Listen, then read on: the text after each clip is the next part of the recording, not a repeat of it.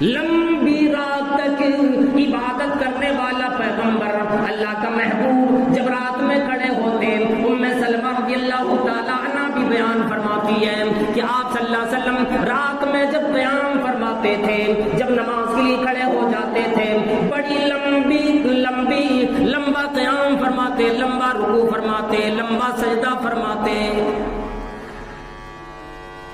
اور یہ ہر رات کا معمول آپ کا بنا ہوا تھا، کسی بھی ایک رات کو آپ صلی اللہ علیہ وسلم نے مخصوص نہ فرمائے کسی بھی عبادت کے لیے، الا یہ کہ پروردگار عالم کی طرف سے وہ رات خاص کر دی گئی ہو یا اس رات کی عبادت خاص کر دی گئی ہو، جیسے شب قدر کی رات آتی، جیسے طاق والی رات رمضان مبارک کے مہینے میں آیا کرتی ہے، اس مہینے میں وہ راتیں آتی ہیں، اس کے علاوہ اللہ کے نبی صلی اللہ علیہ وسلم نے اپنی طرف سے کوئی بھی رات خاص نہیں فرمائے،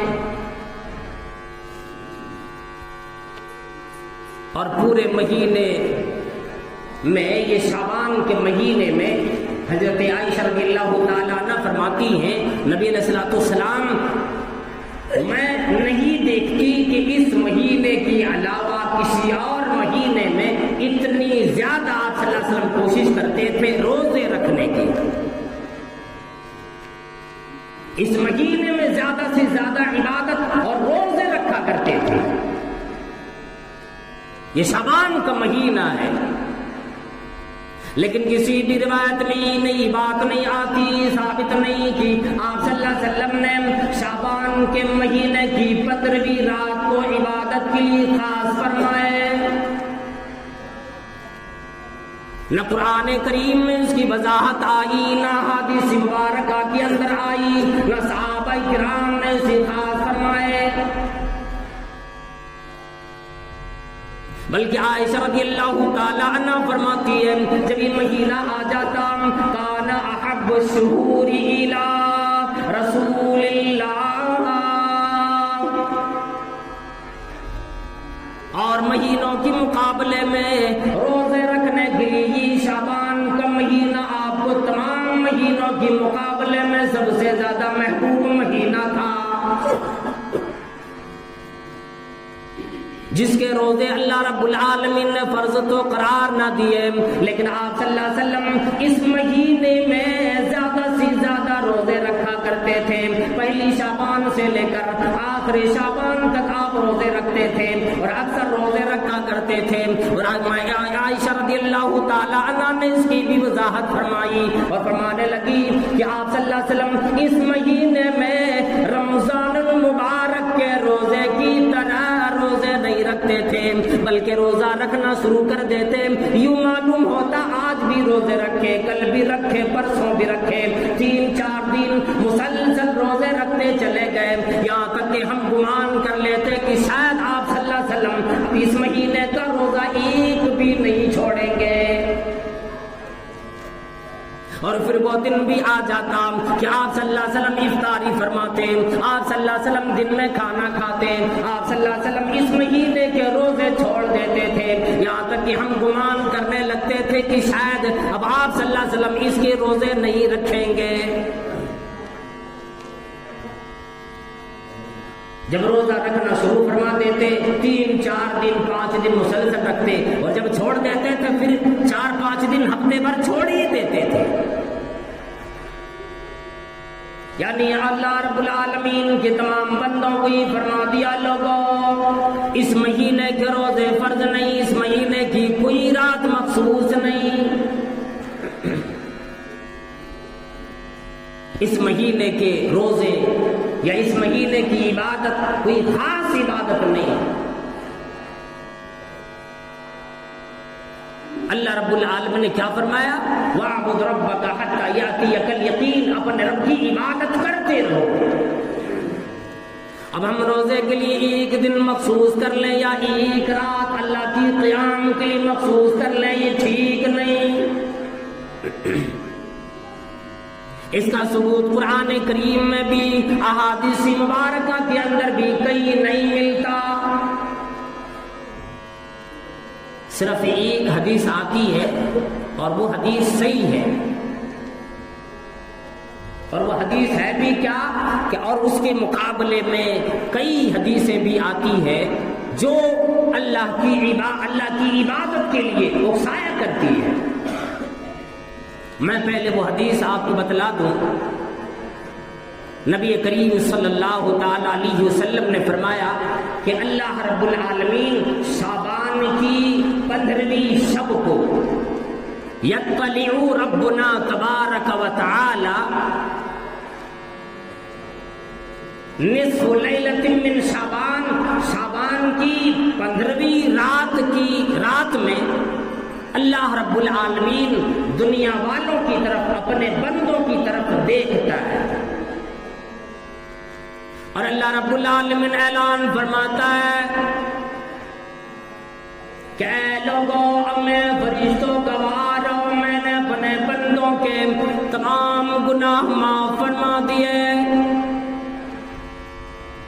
کن بندوں کے؟ ان بندوں کے من لا یشرک باللہ شیئا،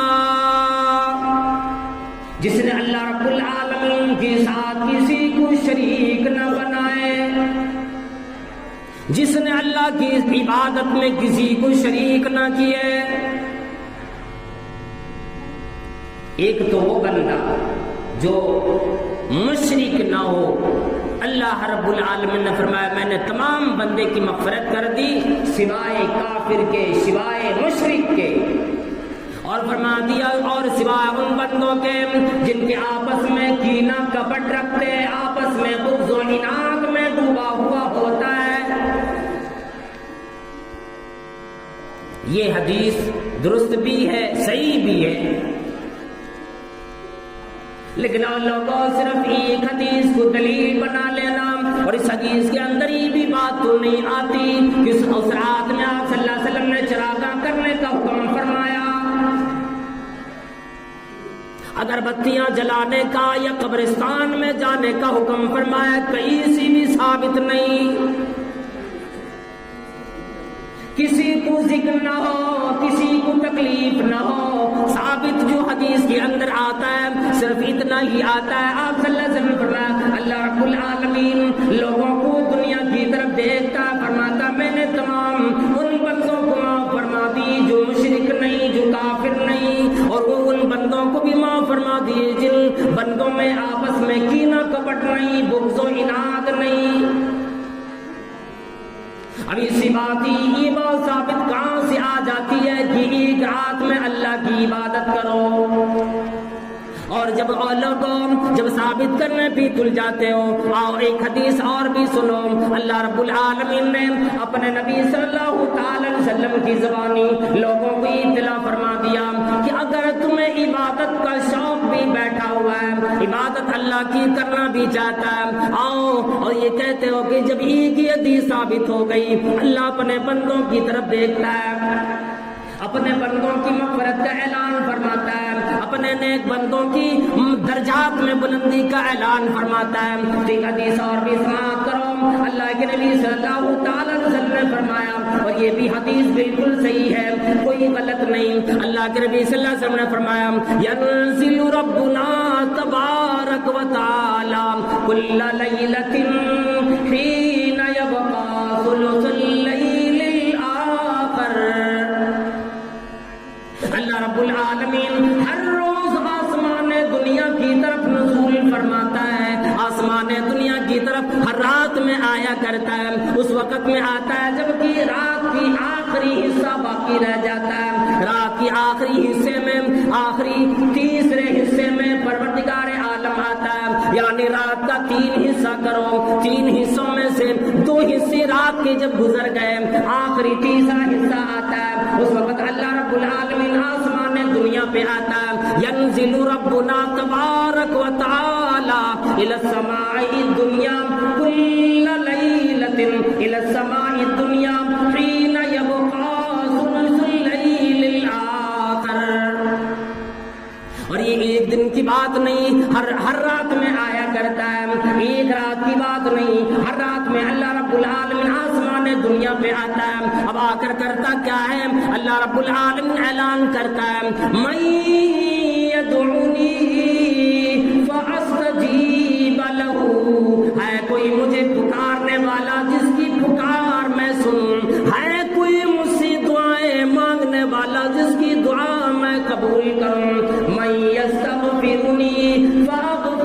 لہو، ہے کوئی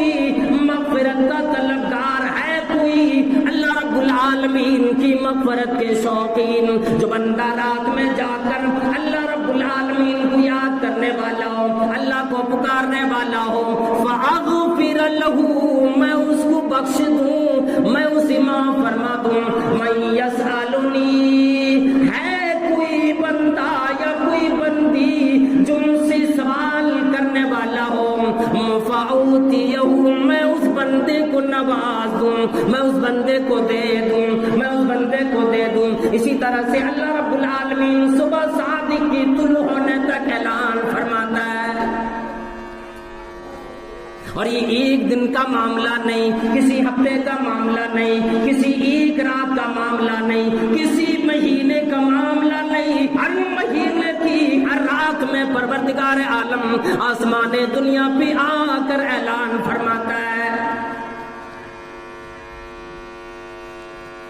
شعبان کے مہینے کے تعلق سے حدیث جو آئی، اس کے مقابلے میں یہ حدیث تو اور بھی درست آتی ہے۔ چلے ثبوت کے لیے، دلیل کے لیے ایک حدیث اور بھی لے لیں۔ جناب محمد کریم صلی اللہ تعالی علیہ وسلم نے فرمایا تفتح ابواب الجنت یوم الاثنین ویوم الخمیس، جنت کے دروازے ہر سوموار کے دن اور ہر جمعرات کے دن کھول دیے جاتے ہیں۔ ہر سوموار کا دن ہو، جمعرات کا دن ہو، تفتح ابواب الجنہ، جنت کی دروازے کھول دیے جاتے ہیں۔